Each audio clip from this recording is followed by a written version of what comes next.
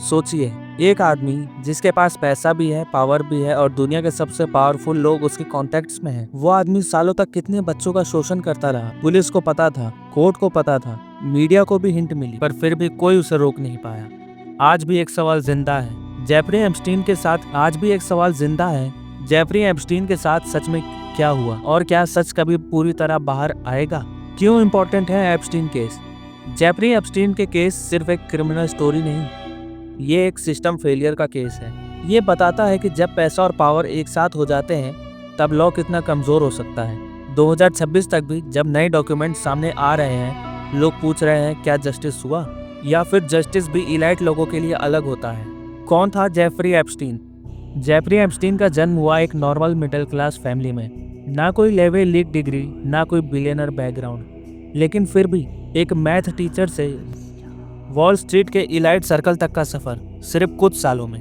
Beer stains जैसे top investment bank में बिना फाइनेंस डिग्री के एंट्री और सिर्फ 4 सालों में लिमिटेड पार्टनर बनना, ये सब नॉर्मल नहीं था। और फिर आता है इस कहानी का सबसे इम्पोर्टेंट नाम, पैसे का असली source, Leslie Wexner. Leslie Wexner Victoria secret और द लिमिटेड जैसे ब्रांड का मालिक। 1991 में उसने एप्स्टीन को दिया पावर ऑफ अटर्नी, मतलब एप्स्टीन लीगली पूरी वेल्थ कंट्रोल कर सकता था। न्यूयॉर्क का mega town house, private jets, private island, सब वहीं से आया। एप्स्टीन ने सिर्फ पैसा नहीं कमाया, उसने एक्सेस खरीदा। एप्स्टीन आइसलैंड और elite connection. US Virgin Island का लिटिल स्टेवन जेम्स, जिसे लोकल आइसलैंड ऑफ सिन कहते थे, यहीं से शुरू होती है दुनिया के पावरफुल लोगों की list. Presidents, royals, scientist, celebrities. लेकिन याद रखिए, नाम होना और गुनाह करना दोनों अलग चीजें हैं। एप्स्टीन फाइल्स क्या है? एप्स्टीन फाइल्स कोई सीक्रेट लिस्ट नहीं है जो इंटरनेट बोलता है। ये डॉक्यूमेंट्स आया एक सिविल केस से, वर्जीनिया ग्यूफेरे वर्सेस गैसलीन मैक्सवेल। इसमें है फ्लाइट लॉग्स, ईमेल्स, डिपॉजिट्स और कॉन्टैक्ट बुक्स। 2024 में कोर्ट ने डिसाइड किया कि पब्लिक को सच जानने का हक है, लेकिन कोर्ट ने यह भी कहा हर नाम अक्यूज्ड नहीं होता। विक्टिम्स की कहानी सबसे जरूरी हिस्सा। इस केस का सेंटर एप्स्टीन नहीं, सर्वाइवर्स हैं। पुअर बैकग्राउंड की अंडर एज गर्ल्स पहले मसाज के नाम पर बुलाया गया, $2000 का एक सेशन, जो उनके लिए बहुत बड़ा पैसा था। और फिर धीरे धीरे कंट्रोल, मैनिपुलेशन और साइलेंस। और सबसे डार्क बात, विक्टिम्स को ही रिक्रूटर्स बना दिया गया। और ¡Comieron humanos! ¡Asquerosidad! ¡Comieron humanos! Yo no estaba enterada de nada. Que había, o sea, los asesinatos sí, pero que habían comido humanos. ¡Humanos! Fuera la... Can you list for me all the girls that you have met and brought to Jeffrey Epstein's house that were under the age of 18? Check the Florida Foundation. I could only recall my family members that were there, and I could not make a list of anyone else because that list that never happened. But I can think of. I'm talking about during the time that you were working for Jeffrey Epstein. Right.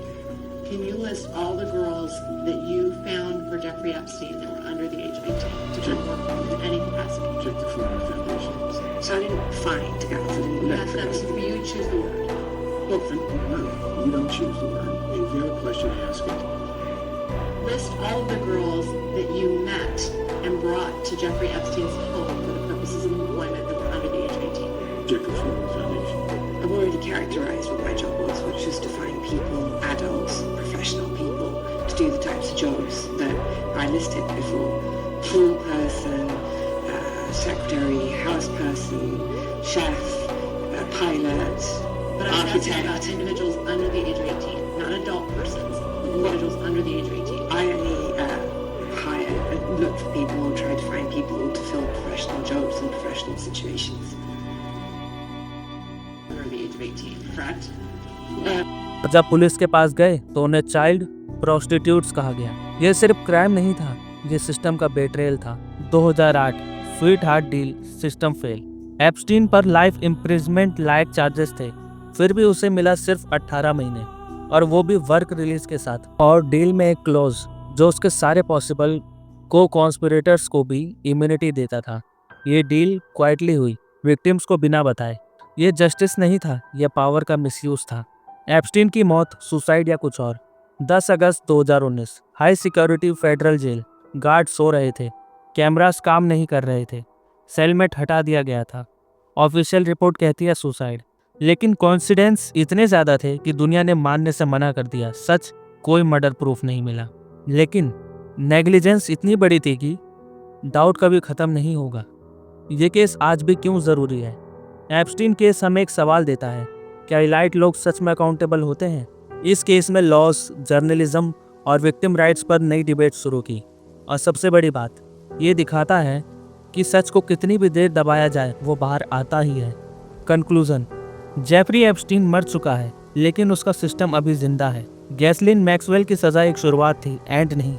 जब तक पैसा law से ऊपर रहेगा तब तक Epstein जैसे cases repeat होते रहेंगे। सवाल सिर्फ ये नहीं कि एप्स्टीन के साथ क्या हुआ, सवाल ये है क्या हम अगले एप्स्टीन होने से पहले सिस्टम को बदल पाएंगे।